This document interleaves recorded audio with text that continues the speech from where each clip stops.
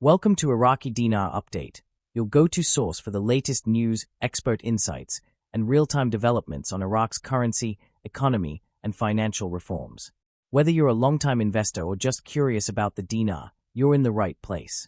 Ali Mohsen Al-Alak, the governor of the Central Bank of Iraq, has once again appeared on national television today, marking his fourth public broadcast in a single day, a frequency that is highly unusual for a central bank governor and indicative of a momentous shift underway.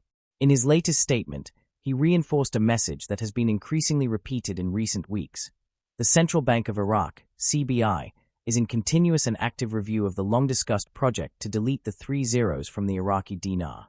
More importantly, Alak emphasized something that has sent ripples of excitement throughout the economic and investment communities inside and outside Iraq.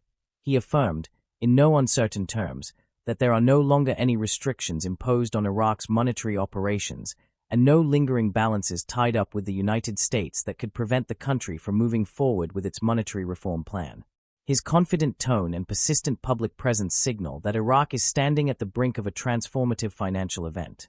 When well-known commentator Frank hears this, his response, "Oh, buddy," encapsulates the anticipation and sheer excitement building among those who have followed Iraq's slow and sometimes painful journey toward financial independence and currency reform. To understand the full magnitude of what Alak is saying, one must explore the context of the deletion of the zeros project. This project refers to the planned removal of 3 zeros from the nominal value of the Iraqi dinar, a step that would effectively redenominate the currency.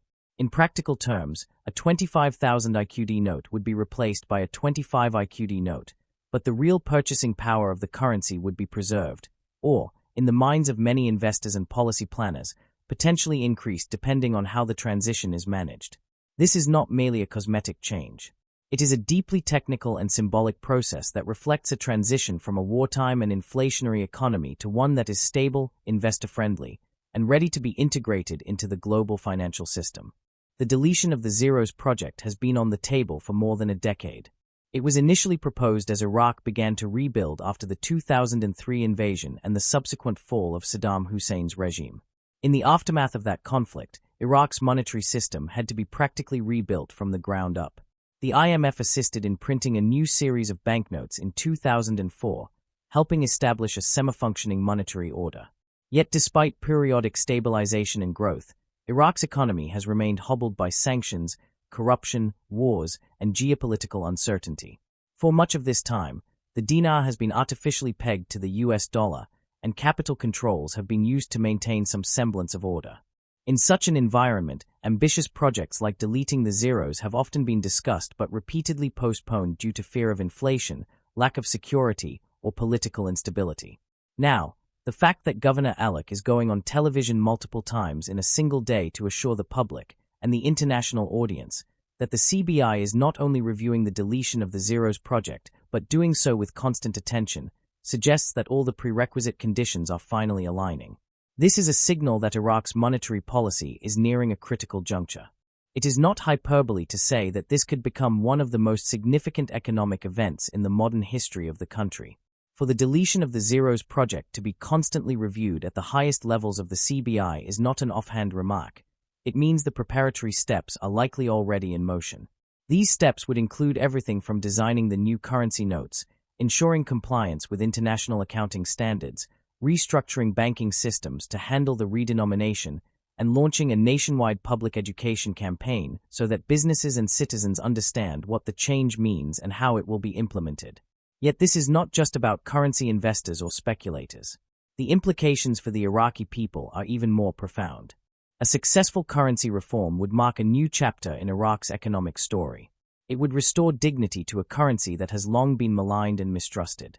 It would reduce the logistical burdens of handling massive piles of cash, streamline business transactions, and promote confidence in the banking system. It would also serve as a message to the world: Iraq is stable enough, modernized enough, and sovereign enough to control its own monetary destiny.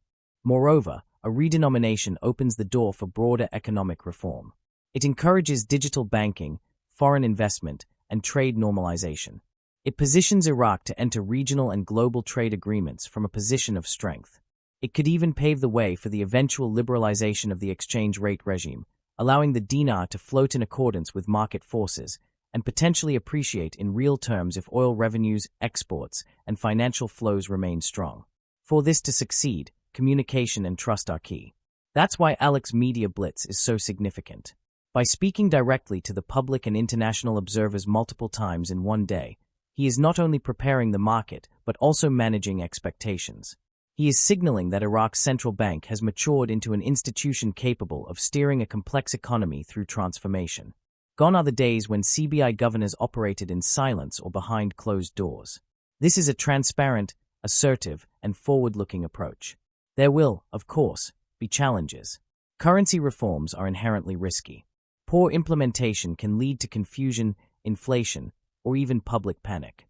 However, all signs suggest that the CBI is proceeding carefully and methodically. The fact that Alex speaks so confidently about being ready to go suggests that the internal simulations, stakeholder consultations, and legislative groundwork have all been laid. What remains is the formal launch, a decision that likely rests now with the Prime Minister and the Council of Ministers. In conclusion, Alex's repeated television appearances today, his strong reassurance that Iraq is unburdened by foreign constraints, and his declaration that the project to delete the zeros is actively under review and implementation ready, amount to a historic announcement. It is a signal that after years of uncertainty and delay, Iraq is finally ready to step into its monetary future. For the Iraqi people, for the government, and for outside observers like Frank, this could be the moment when the long-awaited economic revival becomes a reality, not through speculation, but through policy, preparation, and sovereign action. Thanks for tuning in to Iraqi Dinar Update. If you found this content helpful, be sure to like, subscribe, and hit the notification bell so you never miss a beat on Iraq's evolving financial landscape. Stay informed and stay ready.